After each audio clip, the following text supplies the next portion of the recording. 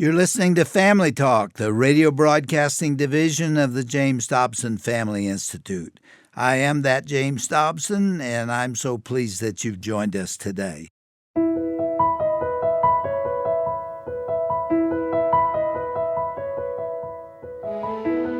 Well, welcome to Family Talk, the broadcast division of the Dr. James Dobson Family Institute. I'm Roger Marsh, and we have a unique interview to share with you today, one that is very close to Dr. Dobson's heart. It was recorded several years ago and features a conversation with the late Dr. Ken Hutcherson. Now, if you've never heard of Ken Hutcherson, also known as Hutch, you are in for a real treat. Just a moment, we'll get into that conversation. But first, this reminder, with the election just being days away, make sure you check out all the resources available to you at drjamesdobson.org/countdown to decision 2024. In fact, we've just added a couple of new videos that will help you, especially if you're in one of the swing states. So check out our Countdown to Decision 2024 video podcasts and also get the swing state voter guides as well. Go to drjamesdobson.org/countdown-to-decision-2024. Now, today's guest here on Family Talk was very special to Dr. Dobson. Ken Hutcherson was senior pastor of Antioch Bible Church near Seattle, Washington, until he died of cancer in 2013 at the age of 61.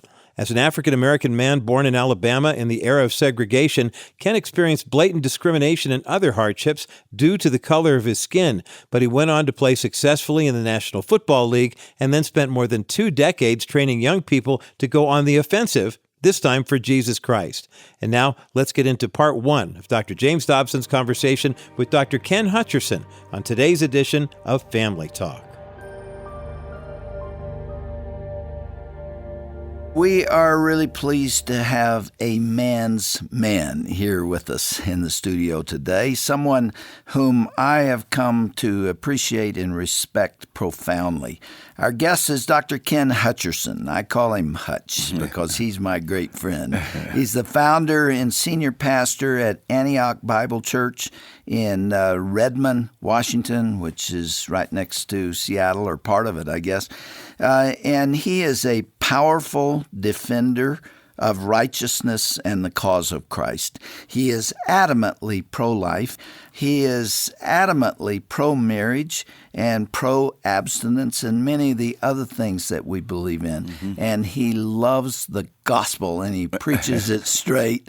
Hutch, I'm so glad to have you back with us today. Anytime I can be with you, Doc, the privilege is mine, and thank you so much. This is the 11th time that you have been here. And you still want me back? Well, sort of.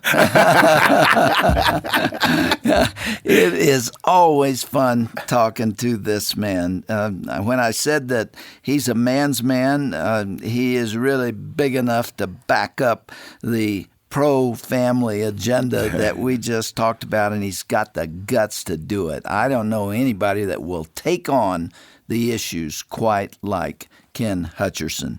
He's a former NFL football player. He was a linebacker for the Dallas Cowboys, for the San Diego Chargers, and the Seattle Seahawks.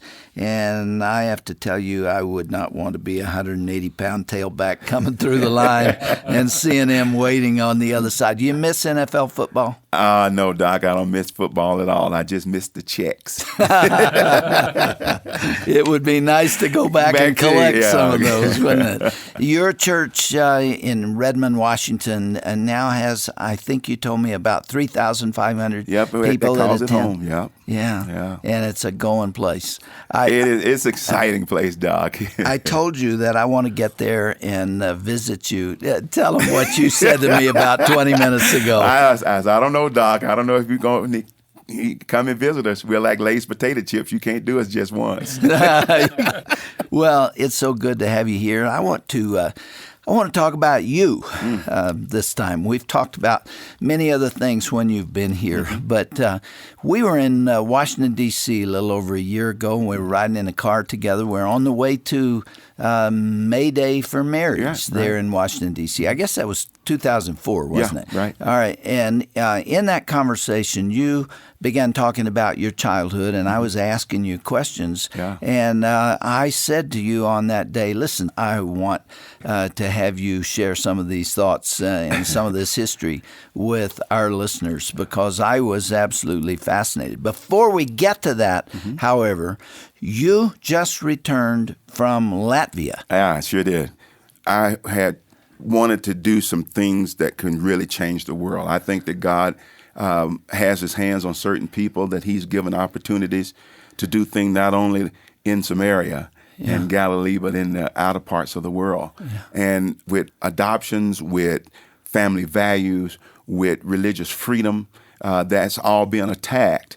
I was invited by some pastors, and we had over 14 nations there. Over 4,000 people came. Huh. And God just blessed it. So they asked me to come back because the homosexual community in the EU is really pushing to take over Europe and really to take over the UK. And Latvia was one of the only countries, Doc, that stood up. And so they are really getting bombarded. So I go, hey, I know how to fight this fight. So I went there and met with Parliament, and I met with the Minister of Integration. I met with the Minister of Interior. I met with the Minister of Human Rights. And we talked about the freedom that God has given religious people, and this country must stand. I got a letter from the president of Latvia, who doesn't like me very much because she is kind of behind this movement, even though 85% and more of the people are not. Her son is gay. And because of that, she had an agenda. And they had one bad incident in the whole country of Latvia. And they're trying to change all the laws. So I went there to tell them how they could keep that law from changing. Now, you have fought those battles in Seattle, too, because there is a very strong activist homosexual community in that town. You're not against homosexuals as people. God loves every one of them and does not want them rejected or wounded. That's right. But the agenda that they come with is not biblical, and you have to oppose it. I tell them all the time, I say, listen, I'm a pastor. I say I believe the Bible. I say that I'm going to follow the Bible. You don't follow the Bible. So evidently, I'm not going to be for you. I want you to join with me in obeying the Bible. And I will stand against anybody or anything that tells me I cannot stand on what the Bible teaches. You took on Microsoft and the leaders over this issue, didn't you? Absolutely, I did. Yeah. And, I said, when you had your internal policies of same-sex benefits, I said, I never said a word to you. I said, I got 200 or 300 of my parishioners that work at Microsoft. I said, did I ever say anything to you? They said, well, no. I said, well, when you took your policy, stepped out of your four walls, and I saw you down in Olympia, our state capital, pushing for same-sex laws being changed in our state, I said, when you started making your policy my policy, you made a serious mistake because you just gave me the right to make my policy your policy inside your four walls. And if you think I'm kidding, you keep pushing it. And they backed off. After several meetings. All right. I want to know how you got to be the man that we see today, a man that I, as I already said, respect highly. Let's go back to your childhood. You bet. All right. You were raised in a very, very strong family with a mom and dad who loved the Lord, took you to church. Did I get that wrong? Ah, you got it. Yeah. Right. Tell me about it. Well, I'm an illegitimate child, Doc. My mother was never married, and she turned 15 July 6th, and I was born July 14th. Mm-hmm. I was over 12 pounds. Oh, my goodness. Oh, my goodness. And we was almost brother and sister in ways because we were so close. Yeah. And my grandmother raised me mostly because my mother was made to go back to school. My grandmother said, you made one mistake, you're not going to make two. Yeah. And so she made her go back to school to finish high school. My big mama, I call her. I mean, I love my grandmother. I call my grandmother Big Mama too. Yeah. Sure did. From the South. That's right, bro. Yeah. And she was the only thing that literally was keeping me human. I was always out there. I was a renegade. It was just born in me, I guess. And you were big from I the was big from earliest day years, one. Yeah. And my dad had nothing to do with me. Very occasionally, my father came from what we call the black bourgeois side of town. His family was well off. So to come over to what we call Bear Mash was where I grew up, Doc. Now, that literally was what we believed, that if a bear came down here, it would get mashed. And we lived that. My aunt lived next door to me, and she was the local liquor house. And she had all the drunks there. And I, as a little boy, I remember a guy getting killed right in front of me with a rock. A guy hit him in the head right in front of me standing on the porch, killed him dead as a doorknob. And we would call the police in our neighborhood at night, and they wouldn't show up until the next day just to see who was cut or hurt. My aunt was so tough, and that's where I learned my toughness from. When people see how I grew up, they go, how could this guy ever become sane? And I didn't become sane until I met Jesus. But she was going out with this lady's husband who lived across the street from us. And the lady started talking one day about her going out with her husband. And my aunt got mad and says, names that we won't say on the Christian radio here, and says she wouldn't dare speak out loud against me. And they said, oh, yeah, she's saying that, but you better leave her husband alone. She said, well, I'm going to show you right now whose husband he is. And my aunt took a large shot of white lightning, downed it like it was water, walked across the street, knocked on the door of this woman's house, and says, I hear you telling me I can't mess with your husband anymore. Well, I'm telling you, I'm coming here right now to take him home. He's going to stay with me tonight. And she said, no, you're not. And back in the day, you remember the old barbershops? Yeah. It was the long, straight razors. This lady pulled, because everyone's afraid of my aunt, Aunt May. She pulled this razor out and sliced my aunt across the back of her face, down her neck with that razor. My aunt took that razor from her, Doc, folded it up, put it in her pocket, beat her up in her own house, and then told her husband, pack up, you going with me tonight. My goodness. Pulled him out of the house, brought him over to her house, and remember, she got sliced open with that razor. She took kerosene with my own eyes. She took kerosene, poured it down her neck on that cut, and then took a needle and black sewing thread and sewed her neck up while she drank and talked. That is tough. I mean, tough. Now, you grew up in that I grew up atmosphere, in that. so you saw a lot of violence as a child. Extreme, violence. It was survival of the fittest because there wasn't the programs that you have today. There was, I remember getting electricity in my home as a little boy. I remember having to wonder, what will we eat? Where would the food come from? My grandfather was one of the biggest alcoholics that you've ever seen in your life. He would work all week, Doc. And looking back now, I can understand because he was treated like subhuman. I mean, he would go and he would work, and there was no blacks on TV. There was no blacks on radio. I mean, Amos and Andy later on, I mean, if you remember some of those shows, it was always depicted as indolent and lazy and shiftless and comedians. I mean, that was what we had. And he was so frustrated of taking care of 7 kids. They had 14 kids, all born at home. 7 lived and 7 died. My goodness. So you can imagine what he was going through. And the only relief he had was to work all week, come home. By the time he got there late Friday night, he had drank all of his money up, and he came in fighting. And the one he would fight was my grandmother. And my grandmother was asked many a day, just leave him. I mean, he's going to kill you one day. And he did worry her to death, literally. And she says, listen, I married him for better or for worse. Right now, it just happens to be worse. I gave my word to God, and that was it. Now, that was the secret hiding underneath me that kept me sane as long as she was alive.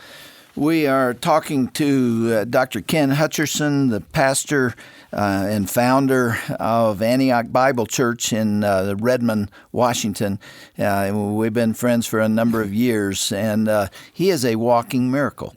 what God has done with him. I mean, to be as committed as he is to the cause of Christ and being willing to defend it against all odds comes out of that environment where there wasn't a man in your life that you could respect. Did you go to school and carry that violence into your environment?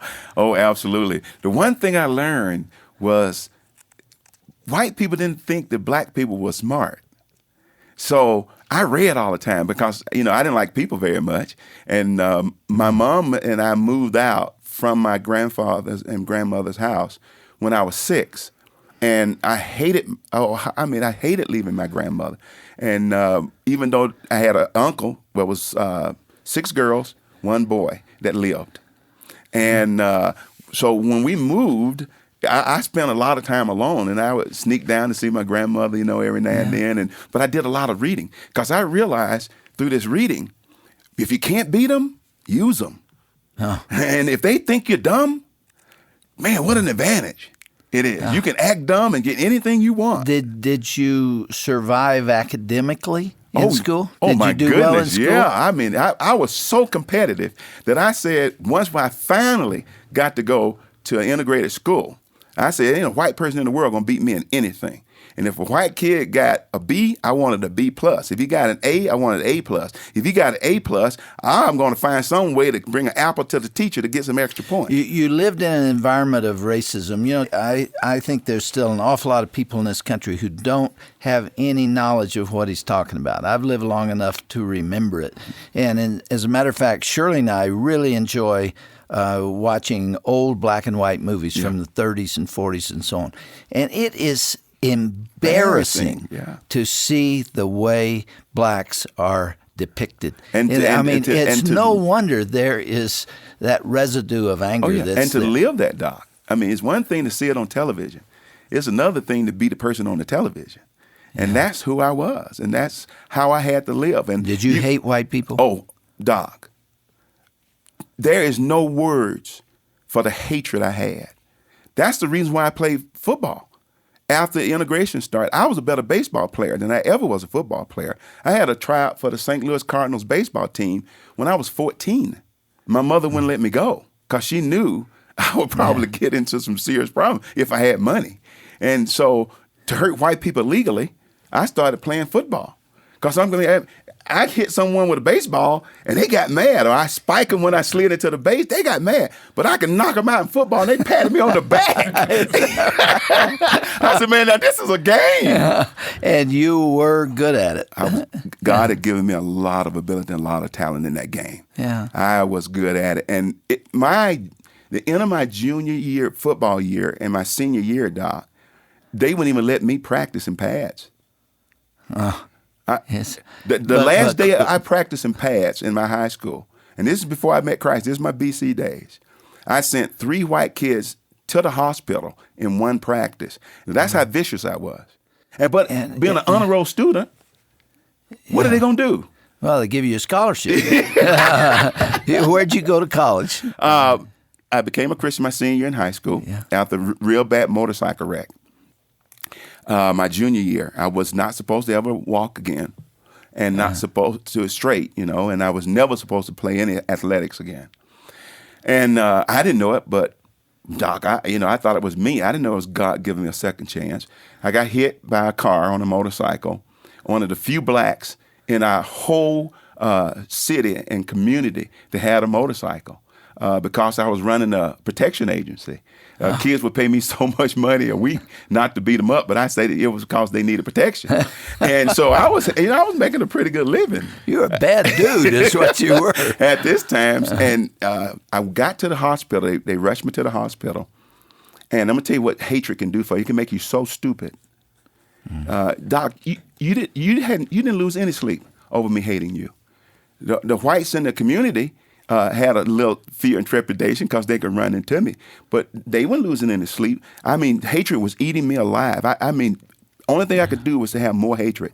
And it got to the point where hatred was controlling me so badly that when my grandmother passed away at age 8, I did not have one voluntary conversation.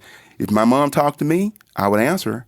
But after my grandmother died, took me 8 years before I had one voluntary conversation with my mother. It wasn't until I became a Christian.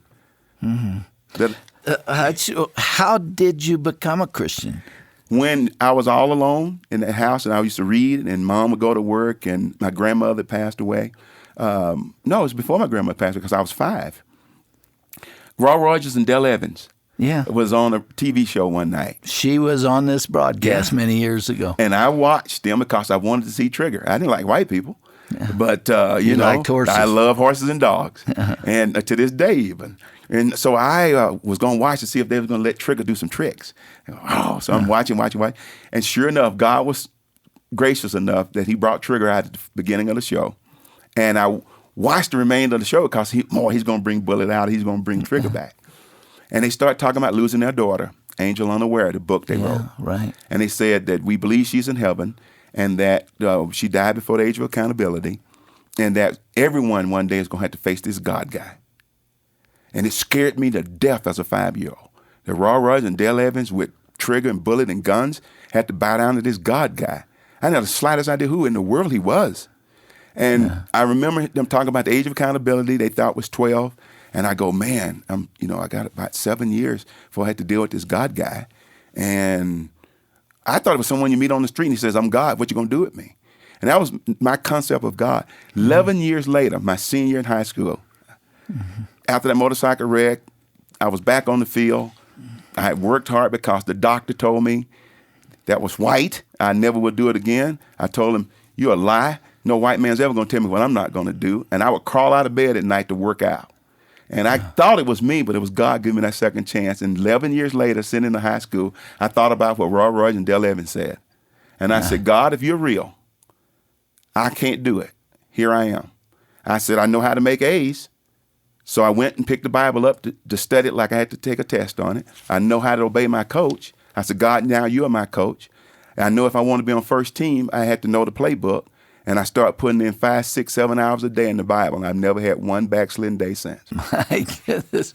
What a story. That is exciting. And the hatred went away, didn't it? The first thing, man, I spent 16 years trying to prove I was a white person in the world better than I was. When I bowed my head today and said, God, if you're real, he hit me so strong. He says, you spent all this time trying to prove I was a white person in the world better than you. Guess what? I died for white people too, and you're no better than any white person. And that's when I started standing for any discrimination and any wrong, which led us to the ministry we're going to be dealing with adoption. That was the end of your racism. That was the end of my racism that day. And so when people tell me, well, I'm just raised that way, I'm just that way, I tell them, you don't know God, and quit telling lies on my God, because he changes lives.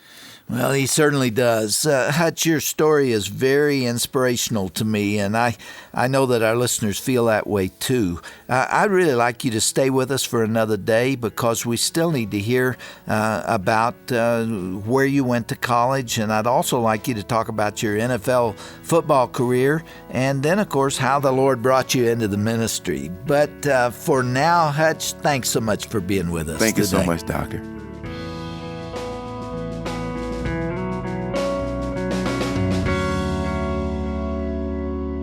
Well, you've been listening to Dr. James Dobson's Family Talk and Part 1 of Dr. Dobson's classic interview with the late Ken Hutcherson. Ken's story is a great reminder that no one is too far or too hard or too broken for God to reach and change. God can use anything, even an old TV show, to speak into someone's life and heart. In Ezekiel chapter 36, verse 26, we read, I will give you a new heart and put a new spirit in you. I will remove from you your heart of stone and give you a heart of flesh. Let Dr. Ken Hutcherson's testimony be an encouragement to you today to keep praying for your friends and family who don't yet know the Lord. They are not lost causes. God is much too powerful for anyone to be a lost cause. Amen? Now, to learn more about Dr. Ken Hutcherson or to listen to any of today's conversation that you might have missed, you can access it on the Family Talk app or visit drjamesdobson.org/Family Talk. That's drjamesdobson.org/Family Talk. And keep in mind that with the election just a couple of days away, we've added a couple of new video podcasts to our special website, drjamesdobson.org/Countdown to Decision 2024. Once you go there, you will find Those videos I just mentioned, you'll see interviews featuring Eric Metaxas, Pastor Sammy Rodriguez, Riley Gaines, and more. In addition, you'll also find a voting guide, just an example of how you as a Christian can vote biblically in this presidential election, and we also have voting guides for all 10 swing states as well.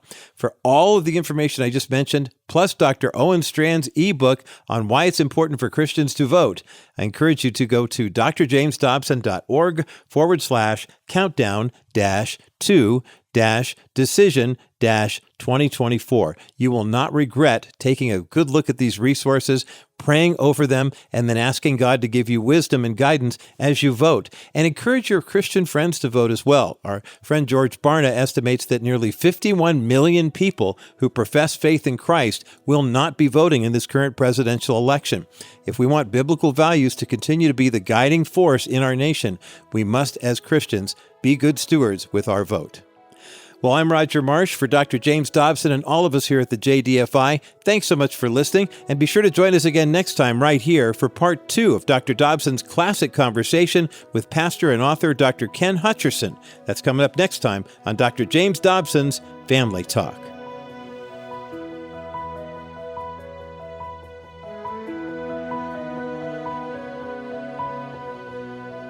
This has been a presentation of the Dr. James Dobson Family Institute.